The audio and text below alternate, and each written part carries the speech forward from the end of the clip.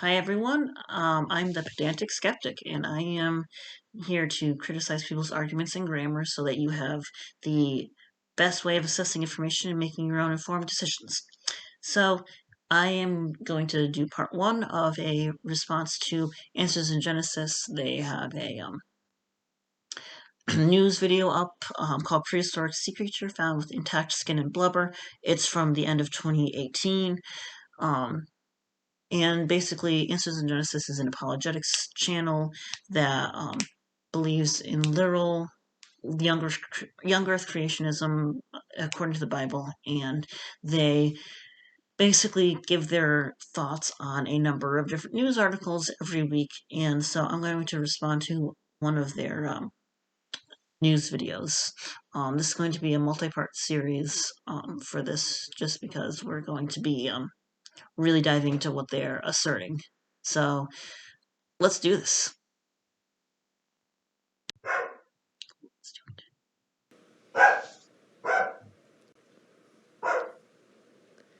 Hi, and welcome to Answers News for December 17th, 2018. So this year is almost done.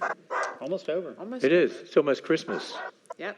I said to my wife last Christmas, what's the point of putting the Christmas tree and everything away? You're just going to take it out again soon. And it's true. We're doing it again. That's the philosophy I have about making my bed. Yeah. I'm just going to climb it the next night. Yeah, so what's the point of making it? I have that philosophy too. My wife doesn't agree with me. Means we've been doing Answers News for almost 2 years now. Yeah. 2 years. Seems impossible, but January will be. With you, it seems like millions. Yeah, well, feelings mutual. Are you going to welcome people? Are you going to welcome the people? I'm going to if you be quiet for a minute. All right, so we have a wonderful studio audience with us today, so make yourselves known. Let's hear you. Come on, there you go. There we are. Great. And I'm going to be following the comments on my Facebook Live. Yep, I see them. I'm on And Answers in Genesis. You're on Answers in Genesis. And I am just going to bring it up here. Here it is. And, people are hopping on already. We love to hear people tell us where they're from. And so there's already people jumping on here. And so, Bodhi, normally we start off with... So I think this is a live broadcast of theirs that was filmed live a while back, and that's why they're taking a while to get into the meat of their material. The fluff article, just to get things going, and Bodhi chose the one for today. I don't know why, but there it is. There it is. Over in Germany, a German factory had a spill, and it happened to be a chocolate factory. So we ended up with a little chocolate river going out through the yard, down the street. And you were just jealous it wasn't in your street. I would have loved this. Of all the things. I this know. would have been a good... Now, if this was a peanut butter cup factory, oh yeah, I would definitely be down for licking the candy off the street. Seriously. I would have been out taking pictures, maybe sampling. The good thing was it happened in Germany and not America, because in America, everyone's addicted to chocolate. Oh, I know. They'd have been out there melt over, licking it. There'd be nothing left. Yeah. Well, it would clean it up at least. Yeah. So. They're addicted to chocolate and sugar in Well, I guess America. the firefighters... Well, so actually, chocolate itself is very bitter.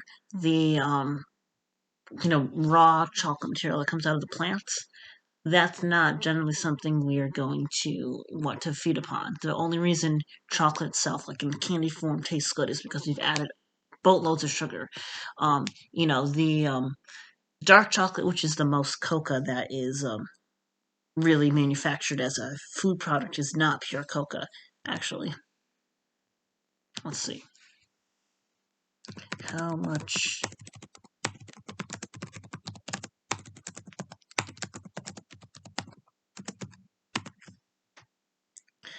Yes. So dark chocolate contains 50 to 90% cocoa solids, cocoa butter, and sugar. So the way that the chocolate itself is palatable is when you add fats and sugars to it, because the cocoa itself... Coca. Okay. Theobroma cocoa, also known as the cocoa tree, is an evergreen tree in the Malvaceae, native to tropical regions of America. So let's see. Why don't we just quickly... cultivation. Coffee is also in the Malvaceae. I'm just trying to. Okay.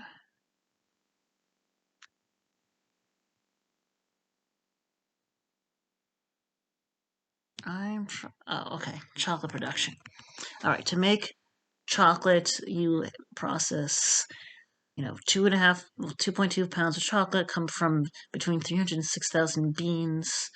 The beans are roasted, so you are probably heating up that chocolate in order to destroy some of the nastier chemicals.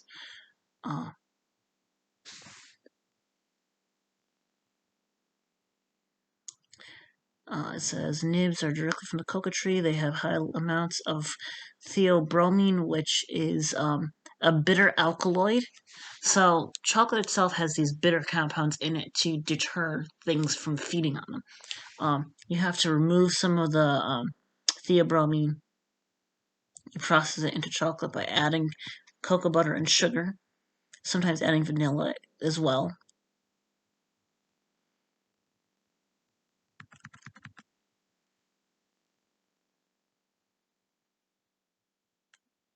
Phytochemicals. Okay. Cocoa contains various phytochemicals such as flavanols, procyanidins, and a procyanidin is a compound. Well, okay, really? Well, I guess I don't know why they don't just say flavonoids here, but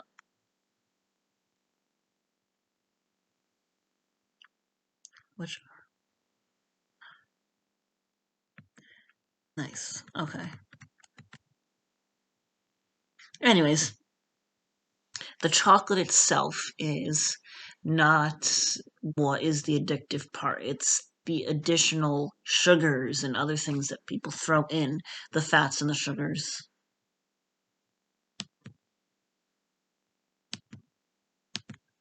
Showed up like, well, what are we going to do with this? Spray it with water? What do you do?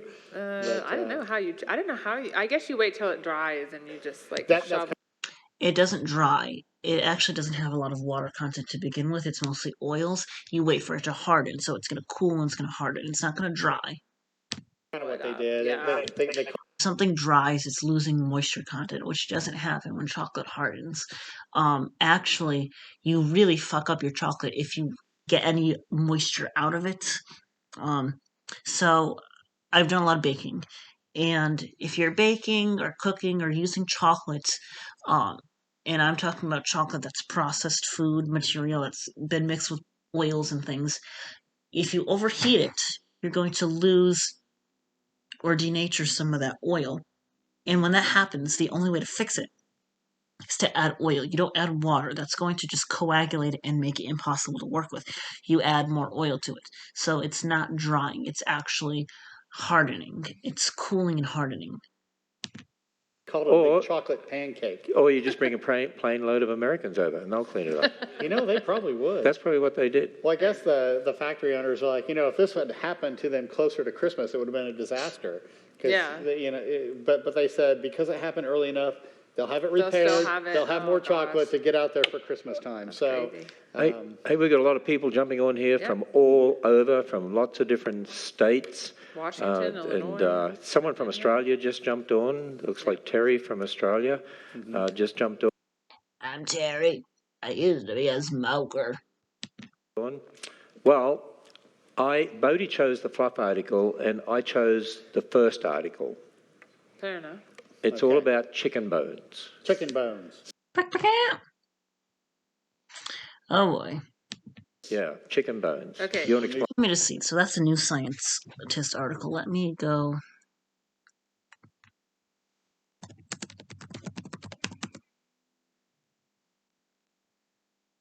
Is a weekly English language magazine that covers all.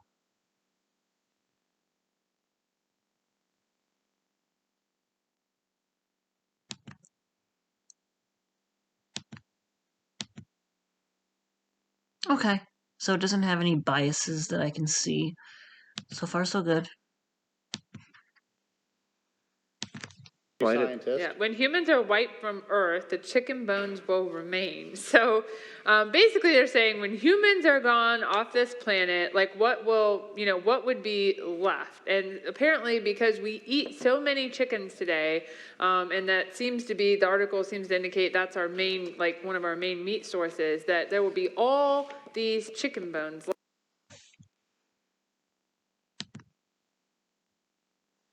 Meat consumption by species. Okay, let's see.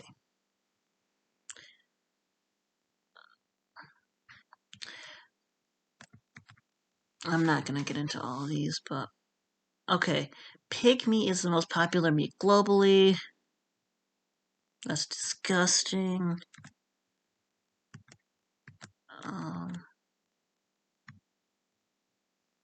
All our charts on. Okay. Oh boy.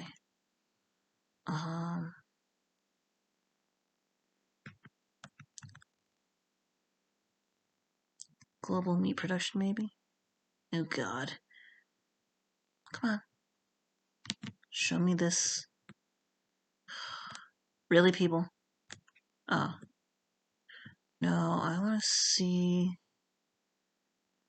Oh, meat consumption by type. Okay.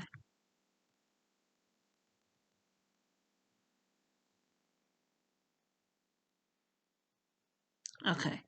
So as of 2013, no, pig meat is more utilized as a food resource by humans than poultry, but not by very much.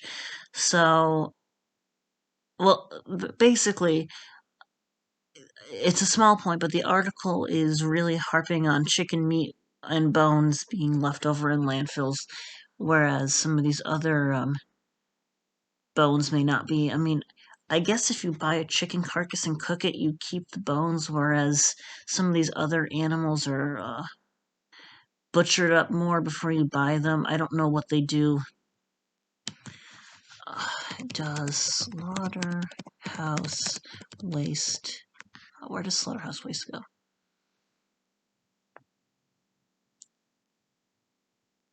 Okay, it looks like there's some incineration disposal method with composting.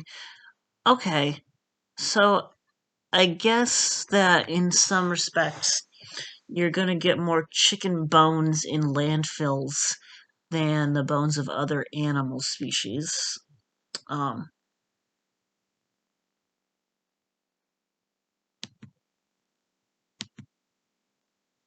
Left as a result of our massive intake of chickens. So I always wondered, what are the mosquitoes thinking? They're probably like, well, you know what? When we're all gone, there's going to be nothing but human bones because the mosquitoes feast on us all the time, right? Mosquitoes actually, compared to other vertebrate sources of blood, very few mosquitoes actually feed on humans. How many mosquito species feed on humans? Okay, so there are 3 major species that feed on humans. All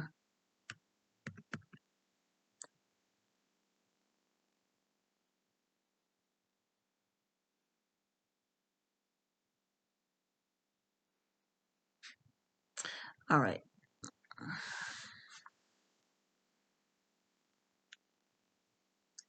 Let's see. Biting diptera are 2-winged flying insects. Yep. Their biting is a nuisance. They are vectors of a number of diseases. The most important biting diptera are the mosquitoes. Mosquitoes differ from the other biting diptera. Well,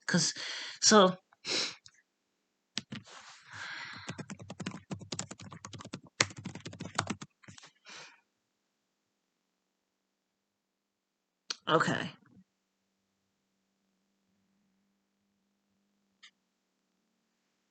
Nematocera. All right. So, diptera are classified in a couple of different ways. Diptera are all of our flies, midges, gnats, things like that.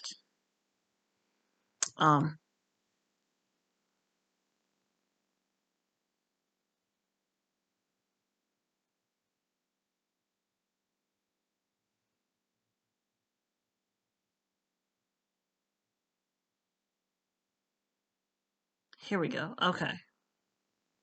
So, our primitive dipterans are the Nematocera.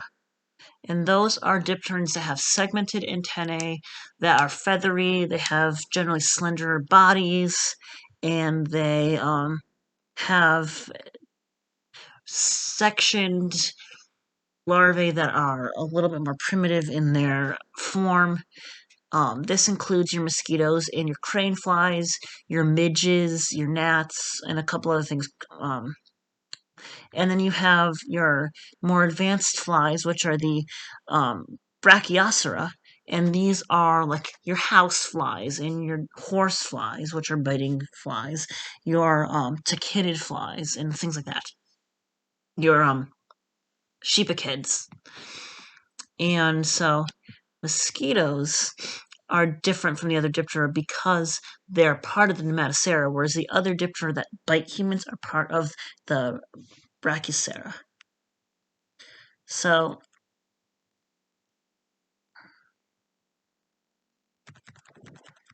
there are between 3,000 and 3,500 species of mosquitoes, and about 100 of them bite humans. The other species are mostly feeders on various other vertebrates, such as birds, mostly lizards, cattle, and other bovids, things like that. Yeah. Now, the first part of the article says, when humans have vanished from the planet, Yeah. what kind of hope is there?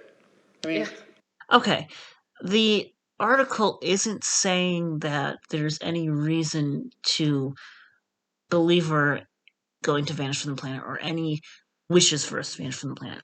The article is saying, in a hypothetical situation where humans disappear from the planet because no species lasts forever, we will eventually go extinct, whether that be next year because of COVID or something, or in several million years when the sun expands to the point where it consumes the Earth. I don't know. If we don't start shaping ourselves up and being more sustainable, then it's going to be sooner rather than later. But the article is simply making a point. Here's the thing. The article has a major point about landfills and the stuff that's going to be in them. Now, I personally, if I were writing this article, wouldn't just stick to chicken bone stuff because everything you throw in a landfill is going to stay there forever, basically. And the reason why is because landfills are anoxic, and there are a small number of microbes that, if they get in there, can start breaking things down. But the majority of decomposition has to occur in the presence of oxygen. And when you have a landfill, you exclude that oxygen and you don't have that decomposition occurring.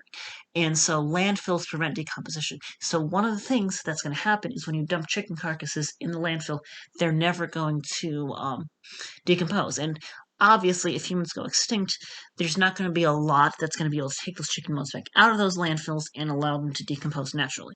It's not saying that humans should go extinct or humans are going to go extinct. It's saying that should we vanish from the planet, chicken bones, among other things that are in landfills, are going to go extinct, are going to remain in place. Absolutely no if we're hope. just going to die, what's the point? Who cares about anything ultimately? Who cares what's left? And they I don't know why they're drawing this from a silly article about landfills, but whatever.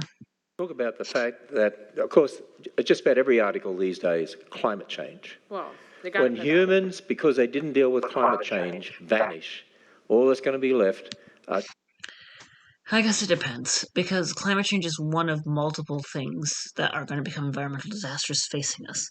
Now, there are certain disasters that are only disasters because of climate change. There are certain disasters that exacerbate climate change, and there are certain disasters that are exacerbated by climate change.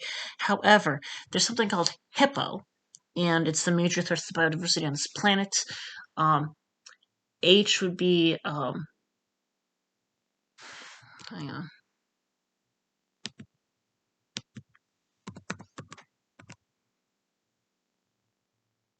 Hippo.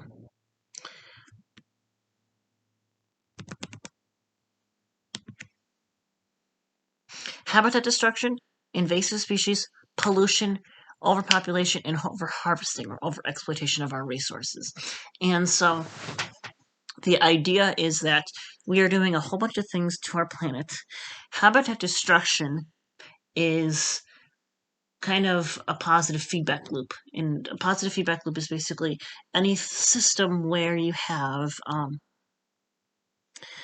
a push towards one extreme of a state. So, one example would be you get nerved up and you feel nauseous, and because you feel nauseous, you don't feel hungry, and because you don't feel hungry, you feel nauseous, and it just keeps snowballing. Negative feedback loops, on the other hand, would be something like, you know, I'm hungry right now, and so I'm going to eat something so that my stomach has a certain amount of food in it for the time being. And once I've eaten that amount, my stomach feels stretched, and so I'm no longer hungry. And so I stop eating, and then I go however long without eating until the stomach shrinks again. And then when it shrinks again, I sense, okay, I have to put more food in it so that the stomach stays at more or less a constant size or fullness. It's a little more complicated than that, but think about negative feedback loops as you want to stay at a certain value. And so when you're above that value, you do something to get yourself back to that value. And when you're below that value, you do something else to get back to that value. So positive feedback loop for here would be, all right, when we destroy a habitat, we are preventing extra carbon and materials from being pulled out of the atmosphere, and that's going to further heat the earth because it's trapping more heat. And that itself is going to kill off more of the habitat that is already in problem. And so, you know, we destroy a habitat or we cut down part of a forest, and because we've cut down part of that forest, the rest of the forest becomes unhealthy and it starts to die. So even if we're not directly destroying it by chopping it down, are causing damage to it, and it just becomes a big snowball. Chicken bones, millions of chicken bones. Right. Well, I'd say billions at this point, maybe trillions or more, I got news for them. actually. Let's do a calculation. How many bones are in a chicken? A chicken has 120 bones. Okay. Where's my calculator?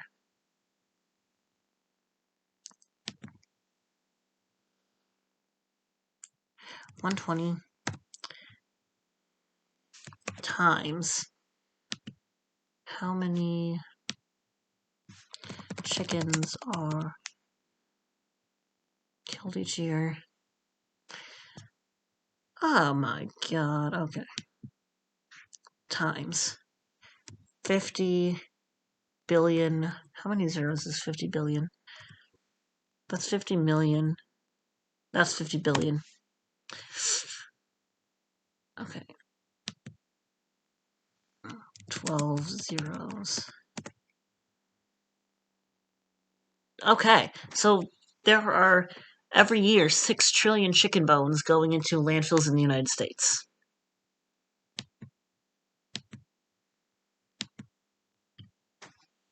The Bible says the climate change that we should be really worried about is the one that's coming in the future, because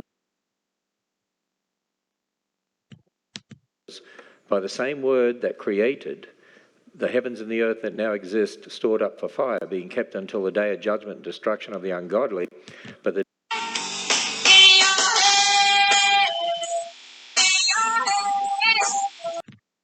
day of the Lord will come like a thief, and then the heavens will pass away with a roar, and the heavenly bodies will be burned up and dissolved, and the earth and the works that are done and it will be exposed. That's the climate change we really need to be worried about. Yeah. Now, I've got news for you. That hasn't happened yet.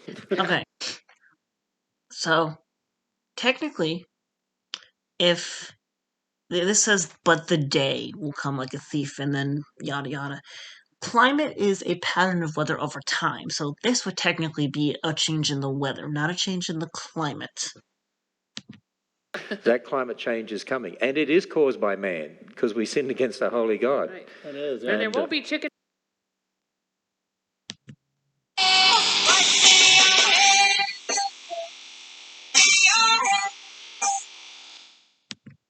bones or anything left. No, the chicken bones will be all. Actually, you know what? I don't even like chicken. My wife knows. you don't. See, I have this phrase, chickeny chicken. Do you know what I mean by chickeny chicken?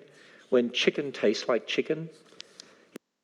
I haven't eaten chicken in, I don't know, 8 years now.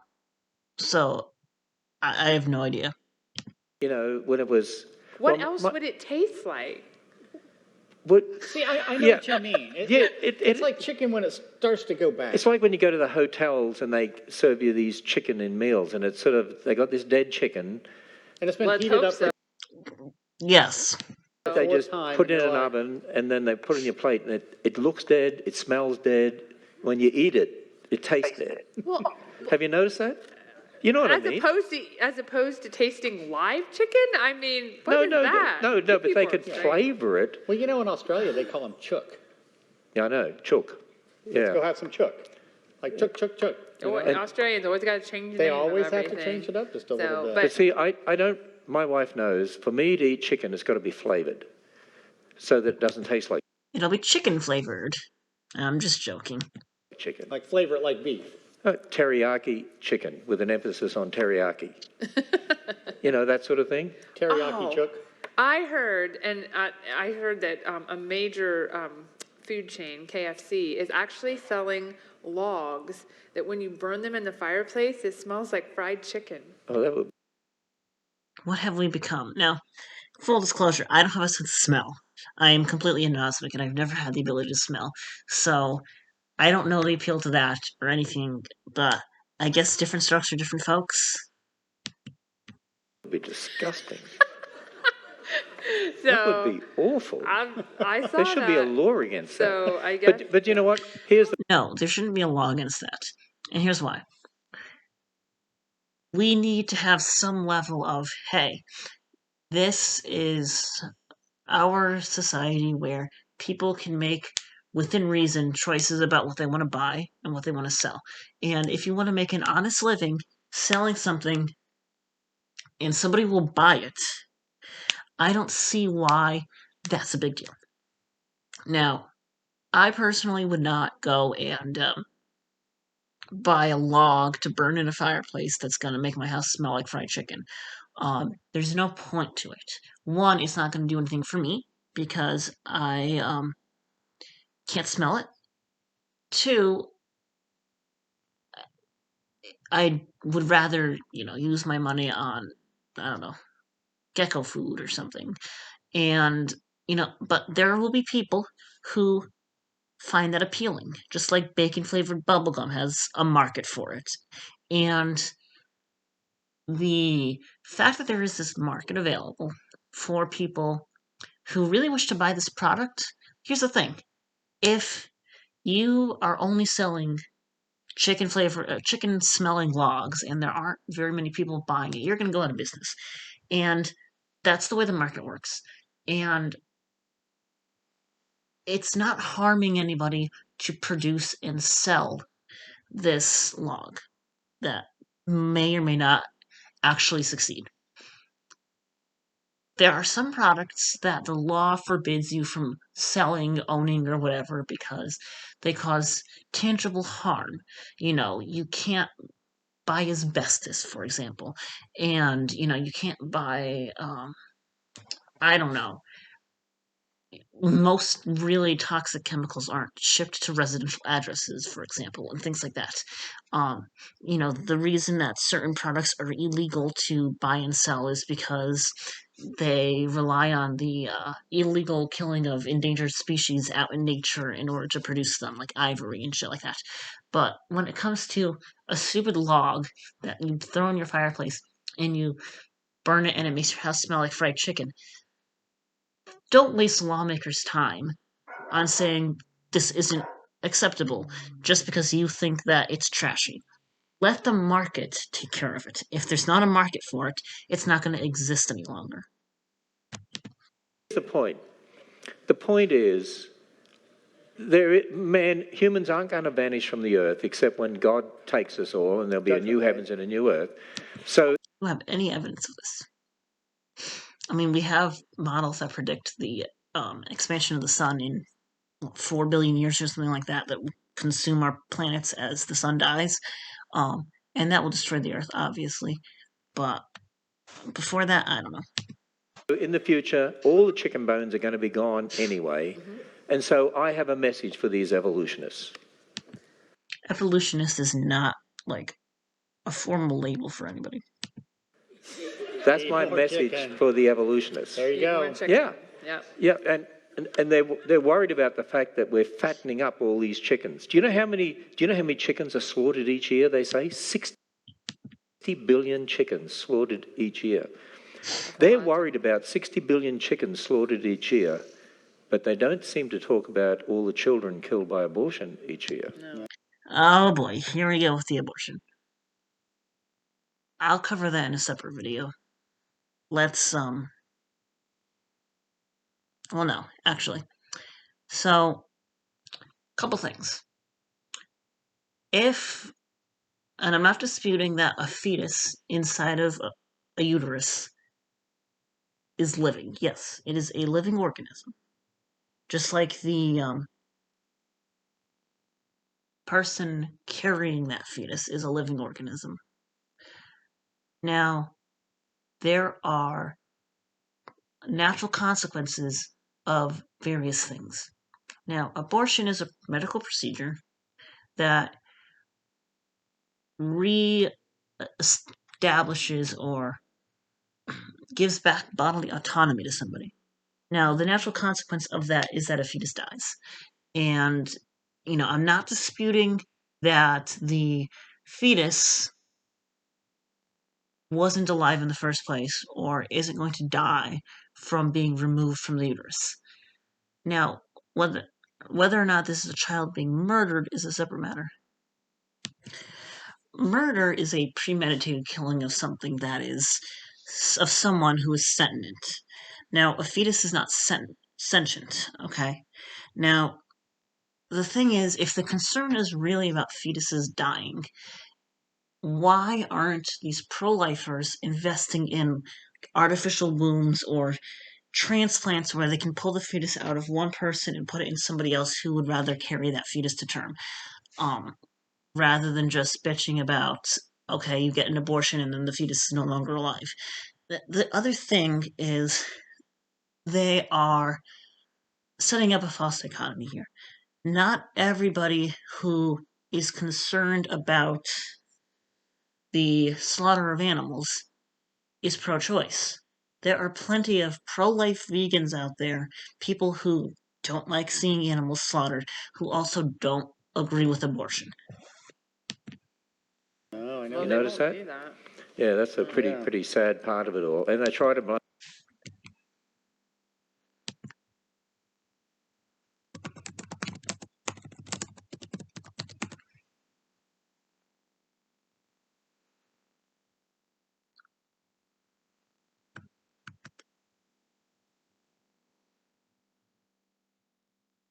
Let's just see.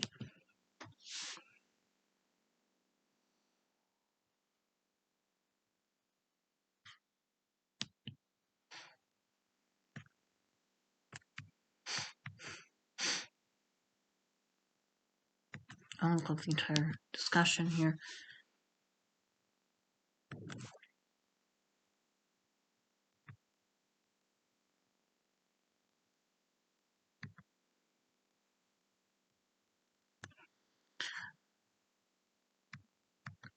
Now, I'm not necessarily saying that the only people who are concerned about the numbers of chickens that are slaughtered and thrown in landfills are vegan. So, like, I'm a strict vegetarian and I don't generally feed on eggs or eat dairy, although I sometimes, on occasion, do. You'll find people who are all over the place, people who are full like meat eaters who still will say like we should be eating less meat. We shouldn't be slaughtering as many animals because it's not sustainable. This and that. Um, so it's not just about whether or not you should be eating it. Period. There are some people who say it's not good to eat any animal products. You have some people who say it's not good to eat meat. And then you have people who say you can eat meat once a week, once a day, something like that. Or, you can eat a certain amount of meat during the day. And when you go over that amount, you've caused environmental damage or something like that. Climate change and all the rest of it. And I think the evolutionists need to stop talking foul. Okay. Climate change and evolution are separate matters. And it's completely conceivable to have somebody who doesn't accept evolution who does accept climate change. Or you can have people who accept evolution who do not accept climate change. It really depends. Well, people on See, Bodhi usually comes up. We need to scratch this conversation. Bodhi usually comes up with the puns. and right? I don't. I'm just no. We I need don't to do we that. need to fly to the next one. Do chickens fly? They are birds. Just because something is a bird doesn't mean it's going to fly. But wild chickens, the jungle fowl is what it's called, the wild ancestor of chickens. Gallus gallus is the jungle fowl, and Gallus gallus domesticus is a subspecies that is the domestic chicken. They probably have lost their ability to fly. I am not too familiar with birds and the loss and gain of their ability to fly. I'm familiar with lepidopterans' abilities to fly. But what we do see with a lot of birds is the reduction in flight. Oftentimes it's because the animals are bred to be less motile, easier to control, and one way to control something is to stop it from, humans have a two-dimensional field that they can move across. You can move left or right, or forward and backward, whereas a bird can do that as well as be on the Z plane where it can fly. But if you reduce that, you have a better control over where that bird goes. Although birds can still outrun humans.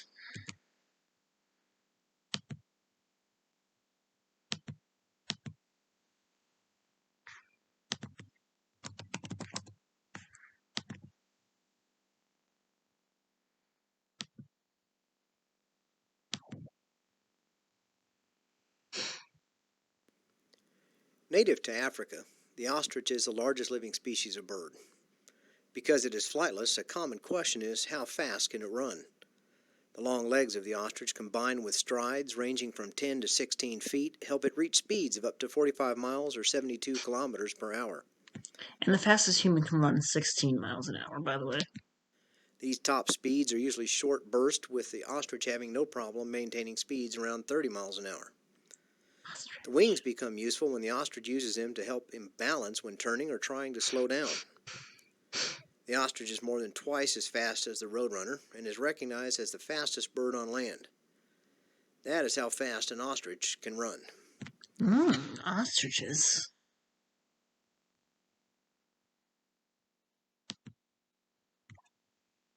Somebody says you're on a roll today, Ken. Uh-oh. And that you're intelligent. I'm not sure where they're getting that from, but okay. Children abusing children. Children's Mercy it's a hospital, sees dangerous trend involving children and porn. And so this is in Kansas City, Missouri.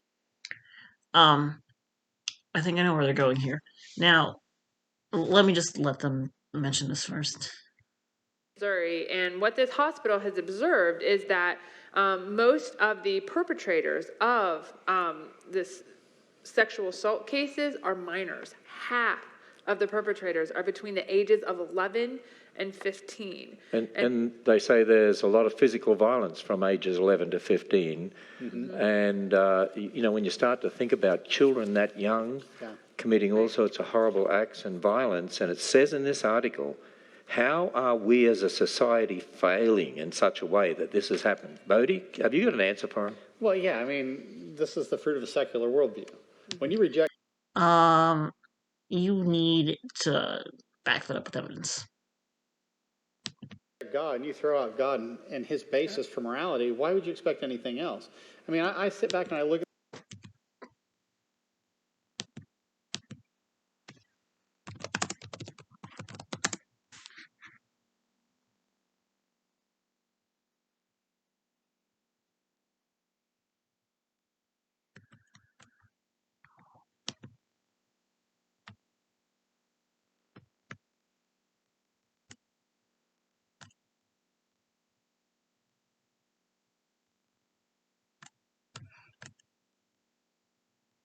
Okay, let's see. By population. Okay.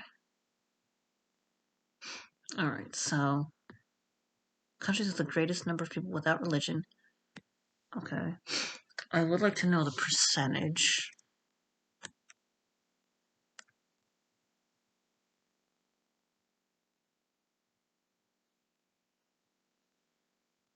Oh, here's the percentage, I believe.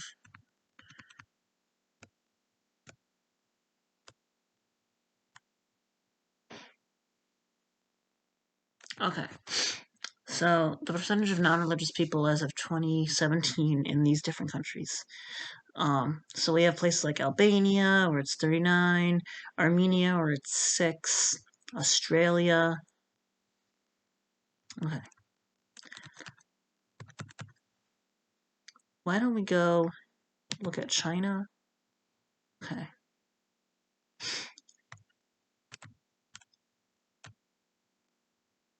Let's see. Um,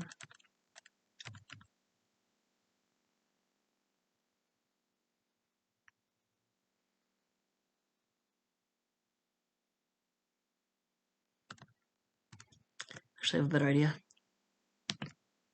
Let's see. Countries with the lowest violent crime rates. Okay.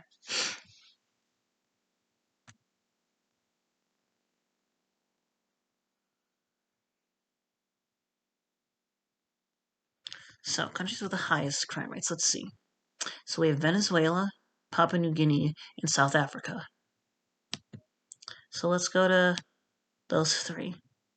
So Venezuela. Only 2% of the population is non-religious. Well, could be up to 27%. So why don't we go with the highest number, just to be generous here? So 27% of Venezuela is non-religious. All right. What about South Africa?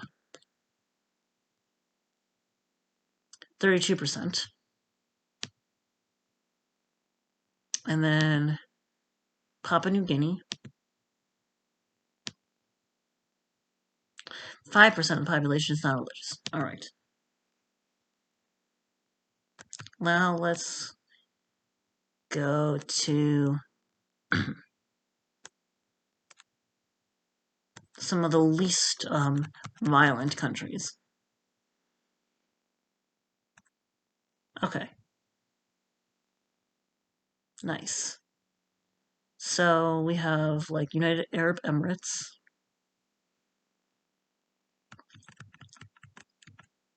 which isn't here. God damn it. How about Taiwan?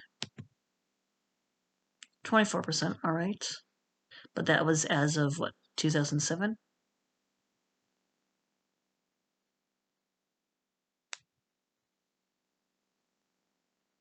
Maybe. This isn't the easiest thing to ascertain on the spot, by the way. Um, but yeah, if we look at like Hong Kong, Oman, Georgia.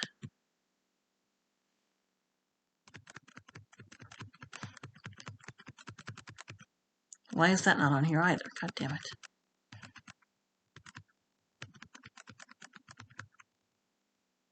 Hong Kong. So 70% of Hong Kong is not religious.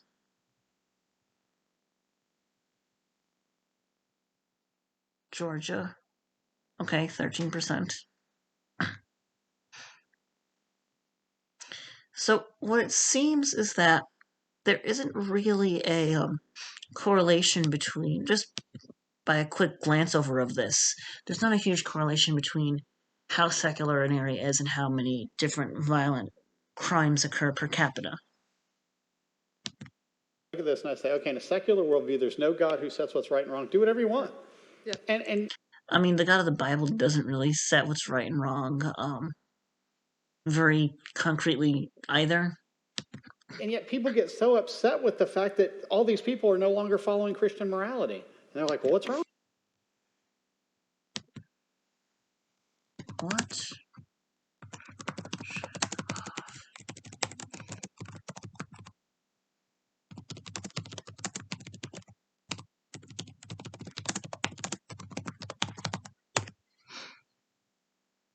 Okay.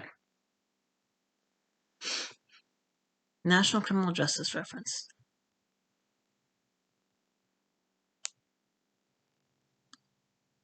Religiosity was linked to a higher number of sex offense victims and more convictions for sex offenses. Sex offenders who reported regular church attendance, belief in supernatural punishment, and religion had more known victims, younger victims, and more convictions for sex offenses.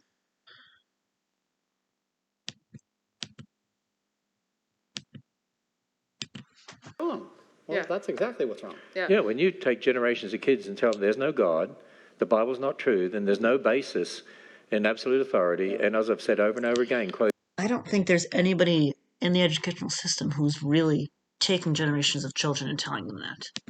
Judges 21:25, when there's no king to tell them what to do, no absolute authority, everyone does what is right in their own eyes. Why should we be surprised? And they said too, they talk. Why should we be surprised when you have a religion where all you have to do is say sorry to Sky Daddy, and it doesn't matter what you've done because you'll be forgiven and still get to go to paradise? About pornography and a lot of young kids being exposed to pornography and that playing a role then in how they acted out essentially, and it's very violent pornography. And they said this isn't a problem with pornography. It's like there are a number of things that children should not have or should not be exposed to. Pornography is one of them. Children should not be, allowed to drive before they're a certain age. It doesn't mean that there's something wrong with driving. What it means is that the brain isn't developed enough to handle something. Just like the body is not mature enough to carry a fetus to term before a certain age, the brain is not equipped to handle something such as pornography before a certain age. It doesn't mean that pornography itself is bad. The application of the pornography is bad. You can misuse and misapply basically anything.